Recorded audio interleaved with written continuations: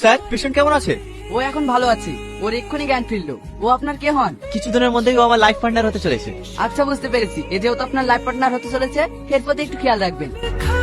কি শুনলে তো ম্যাডাম কি বললো? হ্যাঁ, তুমি তো ভালোই সুযোগ পেয়ে গেলে। আজকের পর থেকে আমি আর এই ভিডিও বানাবো না। আমি তোমাকে হারাতে চাইনি। তাহলে কি করবে? আমি তোমাকে বিয়ে করে সুখে সংসার করতে চাই। সালমা, বলছি আমরা যে বিয়ে করেছি এই কথাটা বাড়ি যাওয়ার আগে মাকে জানালে কেমন হয়? মাকে বলবো বলছো? আমার কিন্তু ভীষণ ভয় লাগছে। আরে ভয় পেয়ে না তো, কিচ্ছু হবে না। দেখি না কি বলে। হ্যাঁ বল বাবু, ভালো আছিস? হ্যাঁ মা, ভালো আছি। একটা কথা বলতাম। হ্যাঁ বাবু বল, কি বলবি? আমি একটা মেয়েকে বিয়ে করেছি, আমি কালকে ওকে বাড়িতে নিয়ে যাবো। এই দেখো তোমার ছেলে কি করেছে। হ্যালো, তোমার কি বলছে রে? হ্যাঁ তো মা ঠিকই বলছে। তোকে পাঠিয়েছি পড়াশোনা করার জন্য, 10 বছর তোর পড়াশোনার খরচ চাচ্ছি, আর তুই আমাকে না জেনে বিয়ে করে ফেললি। ও খুব ভালো মেয়ে। মেয়ে যদি ভালো না হয় আমি কিন্তু মেনে নেব না।